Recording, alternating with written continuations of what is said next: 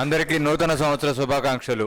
చాలామంది ఆధ్యాత్మిక గురువులు, ఆధ్యాత్మిక జిజ్ఞాస ఉన్న వాళ్ళు చాలామంది 2025 కోసం ఎదురు చూస్తున్నారు. దానికి గొప్ప ఉదాహరణ 2025లో మనం ప్రవేశించబోయే ముందు వరల్డ్ మెడిటేషన్ డేగా డిసెంబర్ 21ని ప్రకటించడమే గొప్ప నిదర్శనం. దానికి ఒకసారి మన పత్రిజీ సంకల్పానికి ఒకసారి గట్టి క్లాప్ చేద్దాం. 2025 అనేది ఆధ్యాత్మికంగా ఒక గొప్ప విప్లవాన్ని క్రియేట్ చేయబోతుంది. మన ప్రమేయం లేకుండానే, మన ఎఫర్ట్స్ లేకుండానే విస్తృతంగా ధ్యానం యొక్క ప్రస్తావన ప్రపంచవ్యాప్తంగా కాబోతుంది. ఈ యొక్క సృష్టి జరగడం కోసం ఈ భూమి మీదకి ఎంతోమంది గురువులు వచ్చారు. ఈ రోజున పిఎస్ఎస్ మూమెంట్తో పాటుగా ప్యారలల్గా ఈ భూమి మీద ఎన్నో స్పిరిచువల్ ఆర్గనైజేషన్ మునుపెన్నడు లేని విధంగా ఈ భూమి మీద ఎన్నో స్పిరిచువల్ ఆర్గనైజేషన్స్ ఈ యొక్క మూమెంట్ కోసం, ఇలాంటి ఒక సందర్భం కోసం కృషి చేసిన వాళ్ళందరికీ ఒకసారి గట్టి క్లాప్ చేద్దాం. మీ అందరికీ ఒక చిన్న కథ చెప్తాను. ఒక పక్షి ఒక సముద్రపు ఒడ్డున తను గుడ్లు పెడుతూ ఉంటుంది. ఆ గుడ్లు పెట్టిన ప్రతిసారి కూడా ఆ సముద్రం వచ్చి ఆ గుడ్లని లోపలికి తీసుకెళ్ళిపోతూ ఉంటుంది.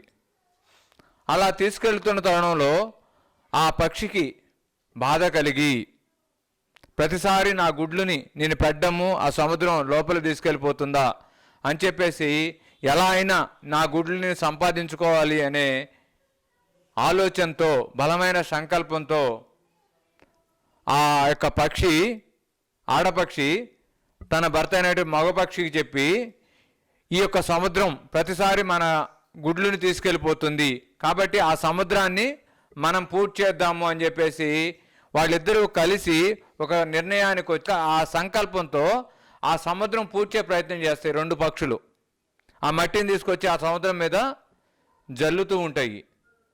ఆ జల్లుతున్న క్రమంలో మిగతా పక్షులన్నీ నవ్వుకోవడం మొదలు పెడతాయి. నవ్వుకోవడం మొదలుపెట్టిన తర్వాత వాటి శ్రమను చూసి, వాటి యొక్క కష్టాన్ని చూసి, వాటి యొక్క బాధను చూసి మిగతా పక్షులు కూడా వాటికి తోడు రావడం మొదలవుతుంది. అలా మిగతా పక్షులన్నీ ఏకమయ్యి ఆ సముద్రాన్ని పూడ్చే ప్రయత్నం చేస్తున్నప్పుడు అది గరుత్మంతుడికి చూస్తాడు. చూసి గరుత్మంతుడు కూడా, నేను కూడా ఆ సముద్రాన్ని పూడ్చేయాలి, ఆ సంకల్పానికి నేను కూడా చేతినివ్వాలని చెప్పేసి గరుత్మంతుడు కూడా వెళ్ళిపోతాడు. ఆ వెళ్ళిపోయినప్పుడు ఆ విష్ణువు గమనిస్తాడు, నా యొక్క వాహనం ఎక్కడుంది అని చెప్పేసి గమనిస్తే ఈ పక్షులన్నీ కూడా ఏకదాటి మీద ఆ సముద్రాన్ని నింపే ప్రయత్నం చేస్తాయి. అప్పుడు పరీక్షించిన విష్ణువుకు అర్థమవుతుంది. అర్థమై వెంటనే సముద్రుని పిలిచి చెప్తాడు, నువ్వు వెంటనే నువ్వు చేసిన తప్పును నువ్వు సరిచేసుకో, ఆ పక్షి యొక్క గుడ్లను తిరిగి ఆ పక్షికి ఇచ్చేయి, లేకపోతే నీకు ఆ యొక్క గమనమే కష్టమైపోతుంది అని చెప్పేసి ఆ సముద్రుడికి చెప్పినప్పుడు ఆ సముద్రుడు తిరిగి ఆ యొక్క పక్షులకి ఆ గుడ్లను తిరిగి ఇచ్చేస్తాడు. ఒక సంకల్పము శుద్ధంగా ఉంటే మనము ఆ పక్షి లాంటి వాళ్ళమే కావచ్చుగాక, కానీ ఆ సృష్టి అంతా కూడా ఏకమయ్యి ఆ సంకల్పం నెరవేరడానికి కృషి చేస్తుంది. అలా మరి 40 సంవత్సరాల క్రితం ఈ భూమి మీద జరుగుతున్న హింసను చూసి, కేవలం ఆహారం కోసం చంపబడుతున్న మూగ జీవులను చూసి చలించిన ఒక వ్యక్తి, మరి ఆ పక్షిలాగానే ఎలా అయినా ఈ భూమి మీద ఈ హింసను ఆపాలి, అహింసను స్థాపించాలి, అహింసాయుత భూమాత సాక్షాత్కారమే నా యొక్క జీవిత లక్ష్యం అని చెప్పేసి ఒక లక్ష్యాన్ని పెట్టుకుని ఆ ఒక పక్షిలాగా అంత పెద్ద సముద్రాన్ని నేను ఎలా అయినా పూడ్చగలను అనే సంకల్పంతో మొదలుపెట్టిందో, అలాగే ఒక వ్యక్తి అలాగే మొదలయ్యారు 40 సంవత్సరాల క్రితం. అలా ఆయన మొదలైన తర్వాత ఆ శుద్ధ సంకల్పానికి సృష్టి మొత్తం ఏకమైంది. ఒక్కడిగా మొదలైన ఆ యొక్క ప్రభంజనము ఈ రోజున కొన్ని కోట్ల మందిని ఆ యొక్క మూమెంట్లో చేర్చింది. ఈ రోజున కొన్ని కోట్ల మందిని శాకాహారులుగా మార్చి ఈ భూమి మీద ఆహారం కోసం చంపబడుతున్న ఎన్నో జీవుల్ని రక్షించేలాగా చేసింది. మూగ జీవులు సైతం ఈ భూమి మీద స్వేచ్ఛగా జీవించగలవు అని ఒక సగటు మనిషి అనుకునేలాగా ఆ యొక్క ప్రయత్నం చేసింది. అలాంటి గొప్ప ప్రయత్నాన్ని తలపెట్టి ఈ రోజున మనందరినీ శాకాహారులుగా అహింసావాదులుగా మార్చి ప్రపంచాన్ని ఆధ్యాత్మిక వైపు తిప్పినటువంటి మహోన్నత వ్యక్తి మన జగద్గురు బ్రహ్మర్షి పితామహ పత్రిజీ. ఆయన ఒక్కడే మొదలయ్యింది, కానీ ఆయన యొక్క సంకల్పానికి బుద్ధుడు సైతం భూమి మీదకి దిగివచ్చాడు. ఆయన సంకల్పానికి జీసస్ క్రైస్ట్ భూమి మీద ఎంతోమంది గురువులు భూమి మీదకి దిగివచ్చి ఆ సంకల్పానికి ఆజ్యం పోశారు. ఆ సంకల్పాన్ని మరింత విస్తృతంగా ముందుకెళ్లేందుకు ఎంతమంది గురువులు సహకరించారో ఆయన ఎన్నో సందర్భాలు చెప్తుండేవాళ్ళు. నా ఈ శరీరంలోనికి ఎంతోమంది వస్తున్నారు పోతున్నారు అంటే మన సంకల్పం శుద్ధంగా ఉన్నప్పుడు సృష్టి అంతా మనకి సహకరించడం మొదలు పెడుతుంది. కాబట్టి ఈ క్షణం ఇక్కడ ఉన్న వాళ్ళకి ఎవరైనా కూడా నేనేం చేయగలను అనుకున్న వాళ్ళకి ఈ కథే స్ఫూర్తి. ఈ యొక్క పత్రిజీ జీవితమే స్ఫూర్తి.